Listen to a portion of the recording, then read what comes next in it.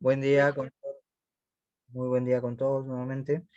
El día de hoy vamos a ver un pequeño repaso sobre los temas que hemos visto. Empezaremos con el primero, con el análisis dimensional. ¿De qué trata análisis dimensional?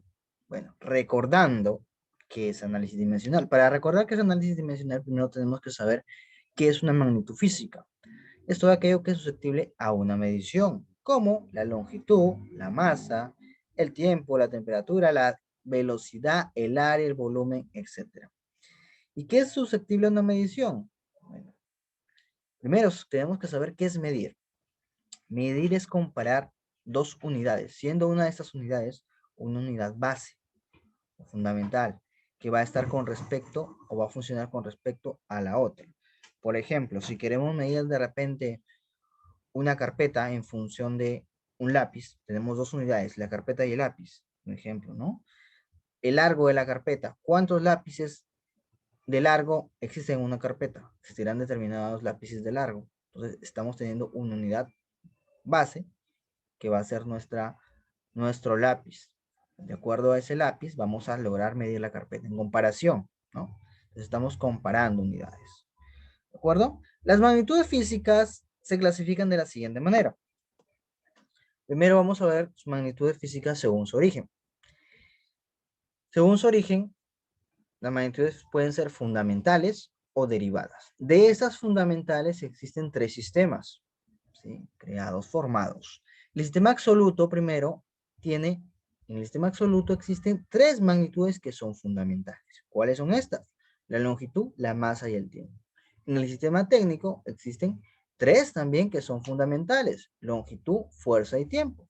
Y en el sistema internacional existen siete, ¿sí? Que son longitud, masa, tiempo, temperatura, intensidad de corriente, intensidad luminosa y cantidad de sustancia. ¿De acuerdo?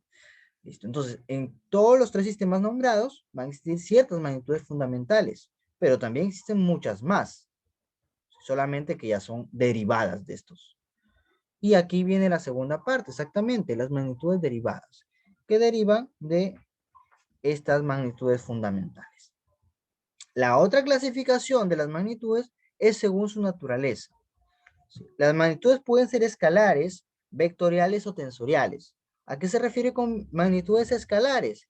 Que solamente tiene una unidad, ¿sí?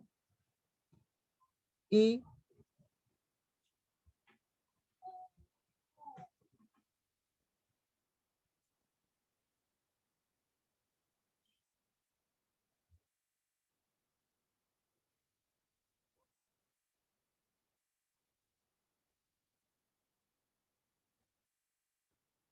número, ¿no? Las magnitudes escalares tienen una unidad y un número. Las magnitudes vectoriales tienen un número, una unidad y una dirección, ¿sí? O un sentido hacia dónde se dirigen esas magnitudes vectoriales. Y las magnitudes sensoriales tienen un número, una unidad y múltiples sentidos. En estas últimas podemos encontrar la presión y la tensión, ¿de acuerdo? En magnitudes vectoriales podría ser la velocidad, es decir, por ejemplo, 5 metros sobre segundo, ¿hacia dónde? Derecha, izquierda.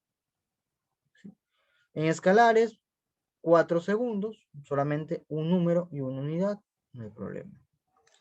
Listo. Lo que es importante observar en este tema es el principio de homogeneidad.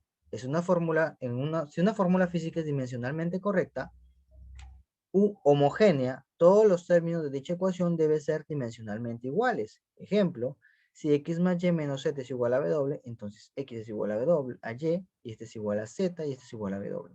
Es decir, si nosotros sumamos cuadernos, 5 cuadernos más 4 cuadernos nos da 9 cuadernos. Pero en esta parte, en este tema, lo que nos interesa no son la cantidad, sino la unidad. Es decir, tenemos que sumar cuadernos más cuadernos para que nos dé cuadernos. Si te dicen que es homogéneo, entonces quiere decir que son las mismas o cumplen con las mismas unidades, con las mismas dimensiones, ¿verdad?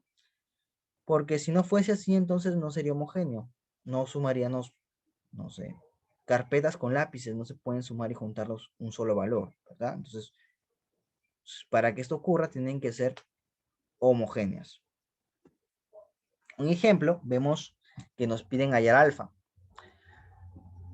Hallar alfa para que la ecuación sea dimensionalmente homogénea. Correcto. Tenemos ahí, nuevamente la misma forma. En esta parte, recuerda que todo número, dimensionalmente hablando, vale la unidad. Aquí donde encontramos un número, claro, no hay que intervenir con los exponentes. Hay que intervenir con la parte literal, ¿no? Por ejemplo, tangente de alfa nos lleva un número, ¿no? 4 quintos, de repente alfa es 53, podría ser 4 tercios, ¿no? 37, 3 cuartos, no lo sé. Entonces, simplemente, como nos va a llevar un número, lo eliminamos porque vale 1, dimensionalmente hablando. Nos quedaría de la siguiente forma, porque ya fue eliminado. Nos piden hallar alfa. Entonces, ¿qué tenemos que hacer? Mira, principio de homogeneidad. Aquí hay un signo, por lo tanto, ahí,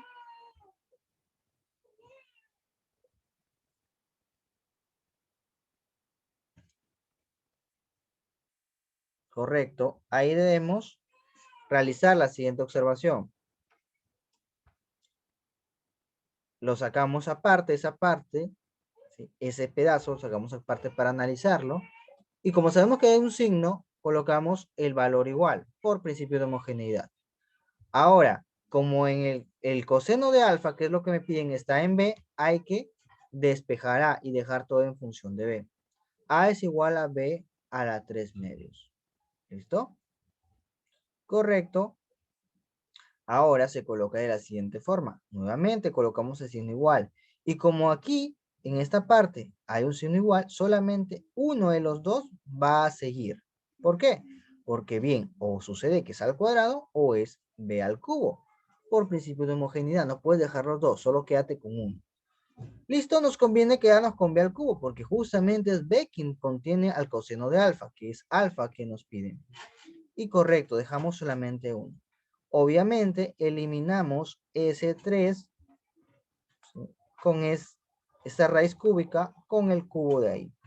Y nos queda b es igual a a por b coseno, b a la coseno de alfa, ¿correcto? Y como ya tenemos el valor de a por acá, simplemente lo reemplazamos. B es igual a b por 3 medios, a la 3 medios por b a la coseno de alfa. Este que está aquí pasa a dividir al otro miembro. Y nos resulta de la siguiente manera. B a la menos 1 medio es igual a B coseno de alfa. ¿Listo? Obviamente eliminamos B porque no nos interesa. Y nos queda que 1 menos 1 medio es igual a coseno de alfa. Entonces, siendo el valor de alfa 120. Coseno de 120 nos da menos 1 medio. ¿De acuerdo? El siguiente tema a observar es análisis vectorial. ¿Qué es un vector? Primero hay que saber. Es un ente matemático, como el punto, la recta o el plano. ¿De acuerdo? Es decir, no es palpable, no es tocable, es un ente. ¿Sí? Solamente lo podemos dibujar. Se representa mediante un segmento de recta orientado dentro del espacio euclidiano tridimensional. Notación: se utiliza cualquier letra del alfabeto con una pequeña flecha en la parte superior de la letra, así, y se lee vector A. También se le puede representar así con elementos, son elementos básicos de un vector, ¿no? Los siguientes. Para el vector tenemos lo siguiente: módulo, que se puede representar con dos barritas al costado de la representación del vector, o simplemente sin flechita alguna. ¿Qué es el módulo? Geométricamente es el tamaño del vector, indica el valor de la magnitud vectorial. Es un número que nos indica el supuesto tamaño del vector, ¿no? Dirección indica la dirección del vector respecto al sistema de coordenadas con respecto al eje X positivo. Es un ángulo. Cuando te digan dirección, es el ángulo que va desde el eje X positivo hacia el vector mismo. Origen es el punto donde el vector nace. Sentido es la cabeza de flecha, porque observamos que un vector asemeja a una flecha. Indica hacia qué lado de la dirección, ¿sí? Línea de acción es donde actúa el vector. Gráficamente se representa con una cabeza de flecha, obviamente el sentido. Y línea de acción, perdón, es toda línea imaginaria que contiene al vector. ¿Listo? Por donde el vector se puede desplazar. Suma de vectores. Vemos una determinada suma de vectores. Primero vemos el siguiente caso, que es la ley de cosenos. ¿Sí? Cuando dos vectores quieres sumarlos y forman un ángulo entre sí, desde del mismo vértice nace el vector suma. Por lo tanto, los otros vectores desaparecen. Y este vector suma es igual a la siguiente fórmula. Resultante o vector suma es igual a la raíz cuadrada de un vector al cuadrado más el otro vector al cuadrado más 2 veces a por b por el coseno del ángulo. A y b son módulos de los vectores. R es el módulo de la resultante o de la suma. Y θ es el ángulo que forman los vectores. ¿Sí? Y la dirección del vector resultante se halla mediante la ley de senos. ¿Y cómo es esto? R o resultante sobre el seno del ángulo total es igual a sobre el seno del ángulo no adyacente a él, que es alfa, es igual a B sobre el seno del ángulo no adyacente a él también, que es beta en este caso.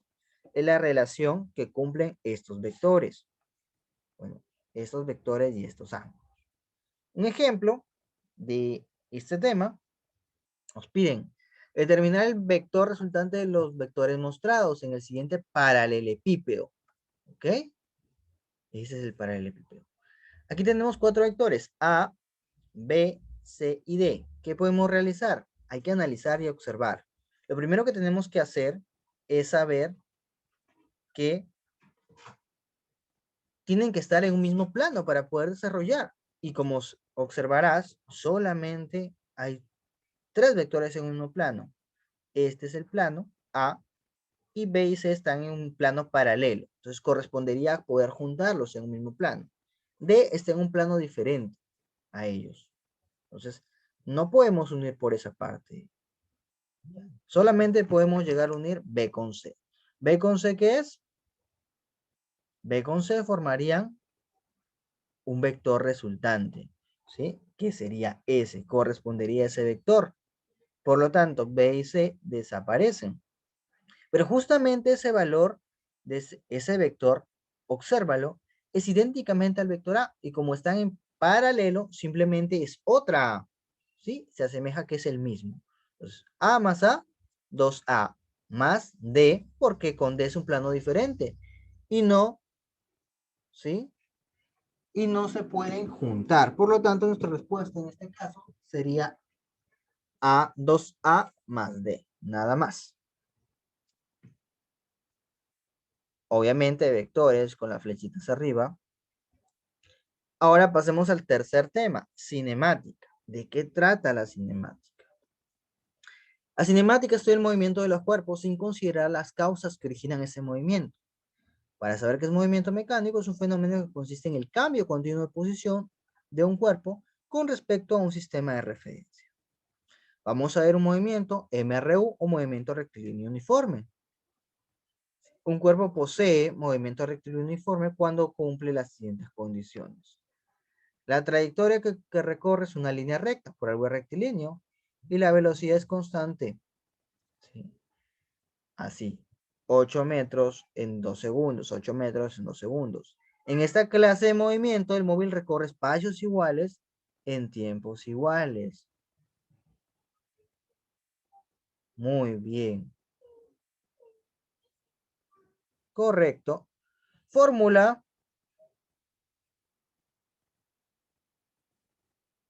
es velocidad es igual a espacio sobre tiempo. ¿Correcto? Velocidad es igual a espacio sobre tiempo. Muy bien. Movimiento rectilíneo uniformemente variado. Ahora sucede lo siguiente. Un cuerpo posee movimiento rectilíneo uniformemente variado cuando se cumple que la trayectoria es una línea recta y la velocidad cambia, permanece constante el valor de la aceleración. Por eso es uniformemente variado, porque varía la velocidad. ¿Sí? En esta clase de movimiento, el móvil recorre espacios diferentes en tiempos iguales. Vamos a ver las siguientes fórmulas. Tú ya las conoces, son 5 que son comparables a muchos movimientos, ¿no? Donde V sub F es velocidad final, V sub 0 velocidad inicial, A aceleración, T tiempo y espacio. Ya las 5 fórmulas son conocidas por ustedes. Muy bien. Observaciones, ya la sabemos que las observaciones es que la velocidad del móvil aumenta, ¿sí? Si la velocidad y la aceleración tienen el mismo sentido, es decir, la aceleración es positiva. Y la velocidad del móvil disminuye si la velocidad y la aceleración tienen sentidos contrarios. El signo de la aceleración es negativo en este caso, cuando sucede esto. Muy bien. Un ejemplo, un nadador recorre una piscina de largo L en 6 segundos. Pero si la distancia se duplicara, la rapidez del nadador se triplicara. Determinar el tiempo utilizado en este caso. Muy bien. MRU. Fácil, porque no te dicen que acelera o que desacelera, ni que hay cambio de velocidad. Entonces solamente es MRU. ¿Ya? ¿Qué sucede? Espacio es igual a velocidad por tiempo. Hay un primer caso. Caso 1. ¿Qué te dice? Un nadador recorre una piscina de L. L que representaría el espacio. ¿Ok? En 6 segundos. Tiempo. Y la velocidad no la conozco. Por eso le pongo. ¿Ok? Un segundo caso. Caso número 2. ¿Ok? Un caso número 2 en este caso. El caso número 2. ¿Qué nos representa el caso número 2? Dice así. Pero si la distancia se duplicara, 2L, porque el inicio era L, y la rapidez del nadador se triplicara, 3V, determinará el tiempo utilizado en este caso. No lo conozco, un tiempo T. Pero aquí puedo hallar una relación, que L sobre V es igual a 6. Y simplemente 3V pasa a dividir. 2L sobre 3V es igual a T, que es el tiempo que nos pide. Correcto, separamos 2/3 por L sobre V es igual a T. Y mira, L sobre V representa nuestros 6. Entonces comparamos de la siguiente manera. 2/3 por 6 es igual al tiempo. Y obviamente desarrollando esto, el tiempo nos va a quedar simplemente 4. En este caso, 4 segundos. Y eso vendría a ser una pequeña parte del repaso. Entonces ya hemos visto el repaso de análisis dimensional, análisis vectorial y en este aspecto también cinemática. Muy bien, chicos, eso sería todo por el momento de repaso.